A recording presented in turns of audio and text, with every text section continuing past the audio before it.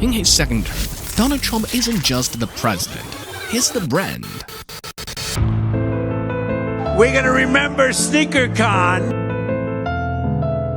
My new Trump fragrances are here. Purchase 75 of my Trump digital trading cards, and you will also be invited to join me for a gala dinner at... From sneakers and smartphones to his own cryptocurrency empire, President Trump has taken political branding into uncharted territory. That was unethical because the political realm was crossing the line into his personal business, and he was benefiting from it. Did the system work as it was designed 2.5 centuries ago? These kinds of actions would be called out, and the president or the federal official who were doing them would be impeached and removed from office and possibly go to jail.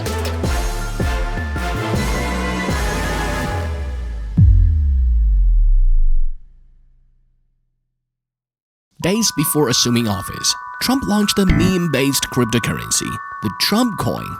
Fueled by the unrivaled spotlight of the presidency, the coin quickly surged, reaching a peak of over $14.5 billion in overall market value by January 19th, the day before Trump's inauguration. Blockchain analysis later showed that entities tied to Trump's cryptocurrency quietly pocketed nearly $100 million in trading fees from the Trump coin in under 2 weeks. One of those entities is CIC Digital, owned by Trump himself.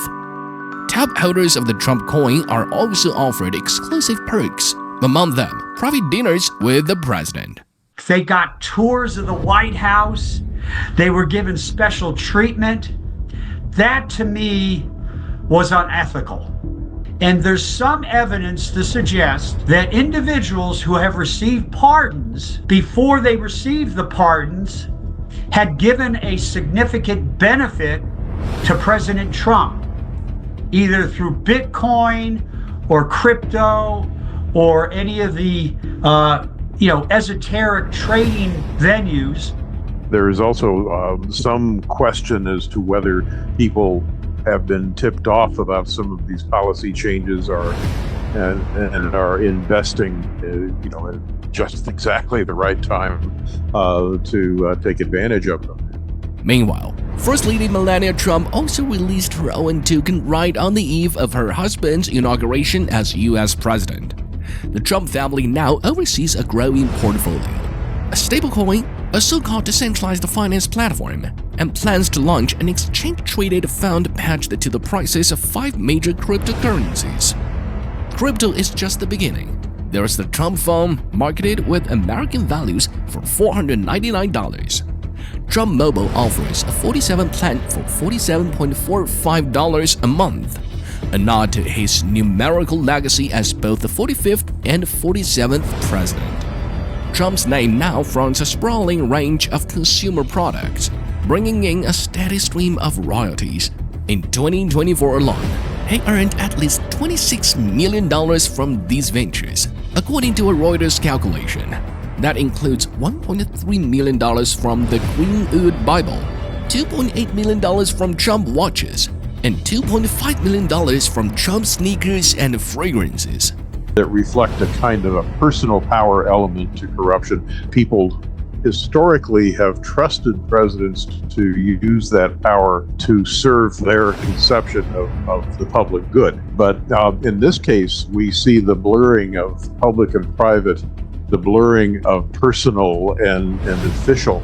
And there's Trump Media and Technology Group, the parent of Truth Social, the platform Trump uses as his propaganda tool. He owns nearly 115 million shares, roughly 53% of the company. As president-elect in late 2024, Trump said he had no intention of selling and brushed off costs to put a stake into a blind trust to avoid conflicts of interest. The stock briefly soared after his remarks.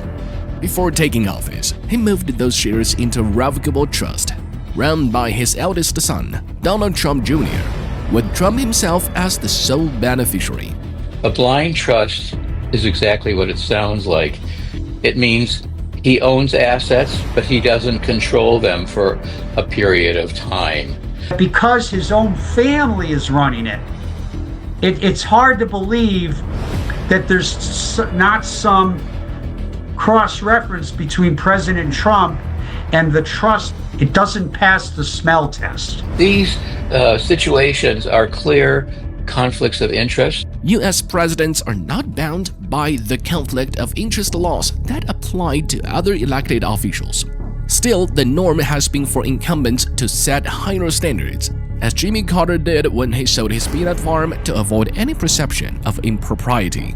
When I worked in Washington a half-century ago, I couldn't even accept a cup of coffee from someone who was in a position to try to influence me. And if I did have that cup of coffee, I would have lost my job. I worked for the Department of Justice for almost 30 years. There has never been and never will be a president like Donald Trump in terms of his actions and his behavior.